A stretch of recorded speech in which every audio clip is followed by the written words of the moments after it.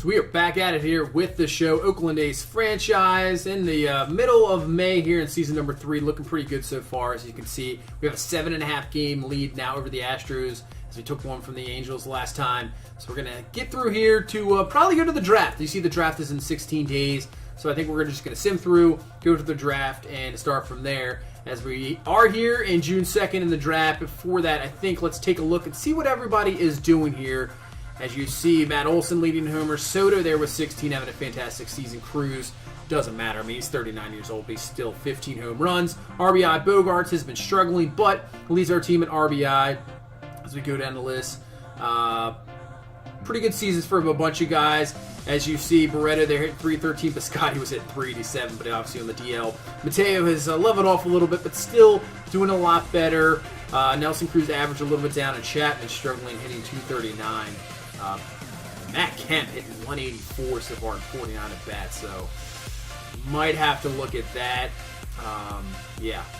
As for pitching, Sean Manaea 10-0, killing it. Blackburn 9-3. AJ Puck having a pretty good season here, 6-4. Soroka 5-3. Graveman, the only one short of struggling there with win-loss record 3-4. He's brought his ERA down. It was a little bit, I think it was like 5.4, 5.1 or something like that, so he has brought it down. Andrew Miller killing it. Bullpen is killing it there. Look how many guys under a 2 ERA in the bullpen. What, 5 guys there? Great things. Great job by the bullpen, just killing it.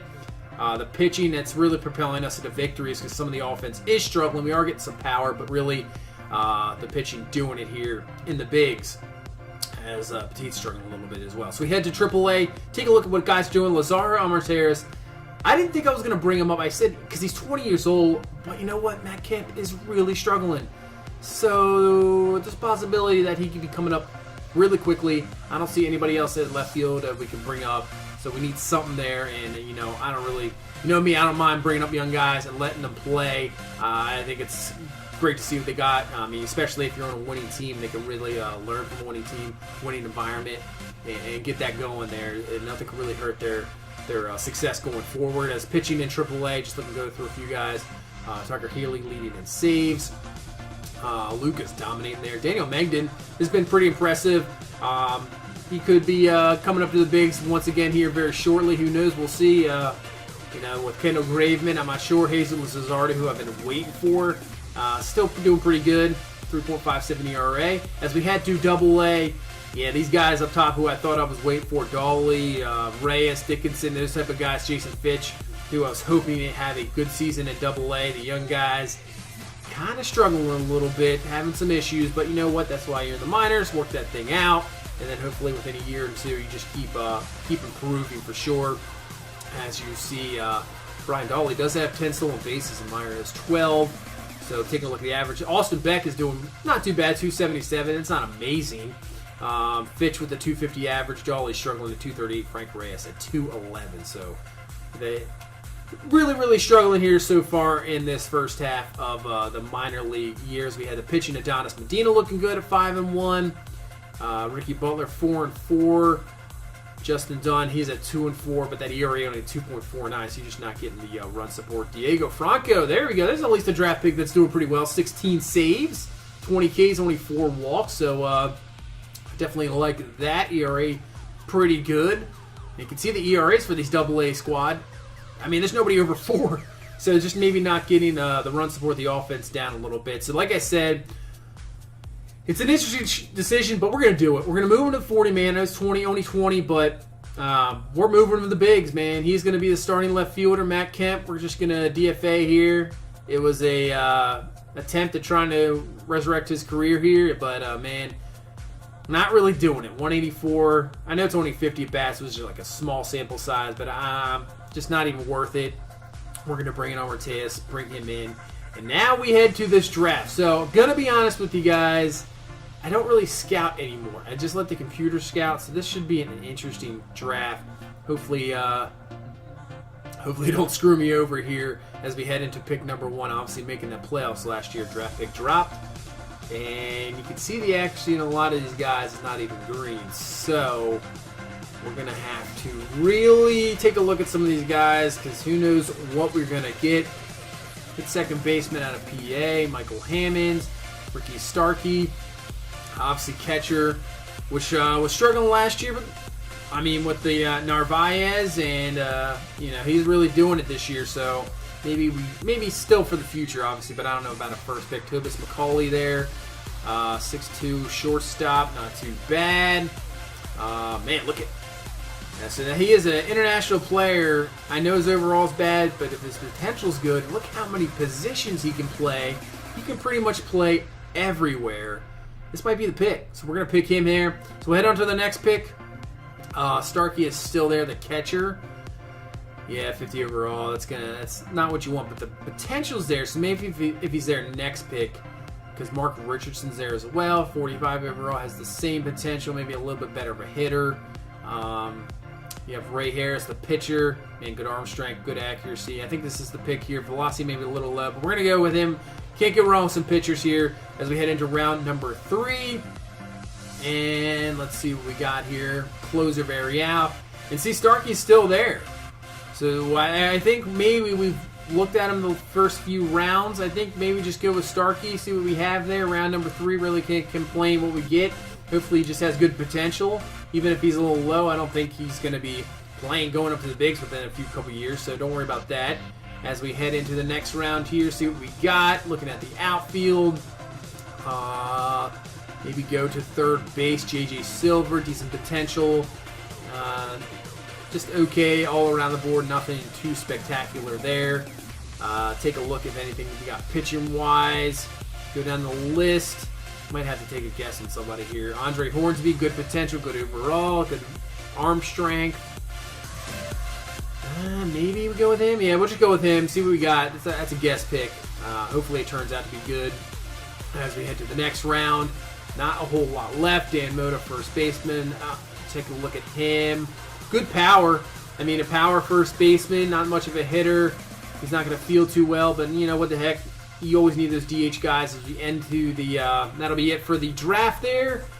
As we see your number 1 pick, Hashimoto is okay, nothing too spectacular. Same with Ray Harris, only 54 overall. I mean, he's 23. I don't really expect a whole lot. He is definitely a bullpen guy. Richard Starkey, the catcher, 47 overall, but he has a B potential, only 20 years old, so we can work on him. Of course, the pick we just took a guess on, Andre Hornsby, turns out to be the best pick in this draft. 63 overall, B potential. So he could start in AAA. Mota, Silver, didn't even sign him. Don't even worry about those guys. They're nothing to look at. So really, I have to say that draft was pretty bad. Not good. Not good for this organization. Bad draft. So just to skip that one forward. As we now head into this ball game against the Indians, you see the lineups there. We're going to face Trevor Bauer, 4-5 on the season. This will be his 14th start. ERA almost near 5, so having a bit of a rough season here for a pretty good Indians team as Juan Soto comes up to the plate to start off this ball game, and on the first pitch crushes it back deep. See you later. Give him home run number 18 on the year, and what a way to start off this ball game here. 1-0 solo shot by Soto as Bauer is going to try to settle down here in the first inning, and that's what he do. So he'll just give up that solo home run as the ground out there by Olsen gets out of the first. Sean Manaea on the mound, 11-0. So that's a little bit of pressure coming in this ball game, not get his first loss of the season. ERA under 2. Kind of got a little gypped out of a Cy Young last year, so hopefully trying to get it here as he's going to get Jose Ramirez looking there. And then Mike Moustakas is going to fly out to center. And it should be out number 3 here to end this first inning. No, nothing done there. It's still 1-0 the lead. And we head to now. We're going to go all the way to the third inning. Second inning, not a whole lot going on. As Matt Chapman comes to the plate. 2-1 count there to Chapman. And watch out. Watch your lips there, man. Whoa. So takes a ball there. And now 3-1 count. He's going to rip one right back at him there. Up the middle there for the base hit here to start this top of the third here. And that's going to bring up our young guy, Lanzaro Armenterios. Struggled a little bit here in his first few games, but we're going to give him all the opportunities he can. 0-2 count, and that's what you're going to get some young players. Swings through there and strikes him out. So we go to the top of the order again. Juan Soto up. 1-2 count to Soto. He's going to ground this ball, and that's going to be a double play here to end the third inning. So we can't get anything as the offense after that solo home run has been struggling here for the first 3 innings. But luckily, Sean Manaea is dealing something he's just been doing the whole year. As you can see, he leads over Luis Severino, Stroman, and Kluber in wins by 1. As we'll get a 5-4-3 here double play to end the 3rd inning. So this remains a 1-0 ball game. So we head to the bottom of the 4th, 2 down here in this inning. Manaea still dealing as he's going to get Moustakas just to fly this one out to center field. Mateo will be over it, has the out, no problem. And we get through 4. So this game just cruising by here as both pitches are just dominating, as let up the solo home run in the first. But other than that, I mean, right there with Mateo, that is only our 3rd hit of this ball game. So Mateo on first with that speed, but he gets him looking and gets himself picked off, man. You can't really do that. So we head to the bottom of the 5th, bring up Jason Kipnis, and finally Cleveland's got something here. That is way back, and that is out of here. So a solo home run here by Kipnis ties this ball game at 1. So 2 solo home runs in this ball game is all we got going here. So now bring up Mejia, and he's going to go down looking. So nice comeback there by Manaea. As now this is going to bring up Bobby Bradley now with 2 down. And Bradley's going to ground this one up. That should be an easy out there for Franklin Barreto. So let's up the solo home run. We got a tie ball game here going into the 6th inning. So Juan Soto up 2-2 count here, trying to get something going offensively. And he just swings right through that fastball. And we go out of the 6th, just 1-2-3, getting nothing there at all. So we head to the bottom of the 6th. Cleveland trying to get something going themselves as Jose Ramirez is going to rip this one. And that's just going to get down in front of Soto. Base hit. And Cleveland has a little rally going here in the 6th with 2 on, no out. And they got the heart of their order coming up. So here's Francisco Lindor with 1 down. Lindor's going to take a look at a strike there. So this will be an 0-1 count to Lindor. Swings through. That's a ground ball. And what happened there? Matt Olson could not come up with it. I thought for sure he would get it. Man, Matt Olson, you got to make that play. So now bases loaded here from Moustakas as we have some 1-2 count. Oh, we cannot get him to try to chase there. So 2-2 count now. We're going inside. Try to jam him up. Doesn't get it in enough. That is going to be a fly ball back. Soto will be underneath of it. We will get the out, but a sac fly, and now Cleveland has taken the lead here 2-1. So bring up Jason Kipnis, hit that home run earlier, and we'll get a strike there. 0-1 count. Nice pitch there. So now 1-1 count here to Kipnis. He's going to rip this one into center field. And what happened? Jorge Mateo just whiffed on it, and it gets all the way to the wall. Bases clearing. Kipnis is going to stay at 3rd. And now Cleveland has a 4-1 ball game. What happened?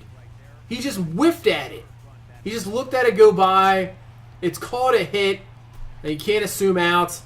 So they're all earned there. And then coming right back, next batter, Mejia just rips that one for a double. And just like that, this game has gone from tied at 1 to 5-1 Cleveland. And now Manaea just trying to settle down to get out of this inning. Another base hit. Armenteros up with the throw. He has got a gun out there and guns down Mejia at the plate to end the inning, but still disappointing. What happened with the fielding there? And we have a 5-1 ball game. But I tell you what, that sac fly might have been just enough the way our offense is going, as Cruz does get into one. But you know what? That just shows you how it's going in this game.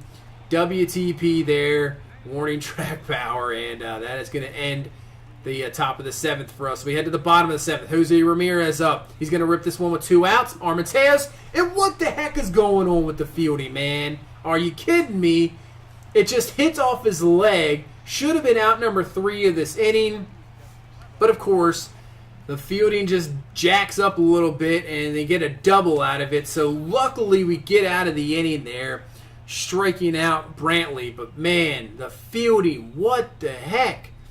Out should be made, and it just doesn't help out the mechanics to screw up.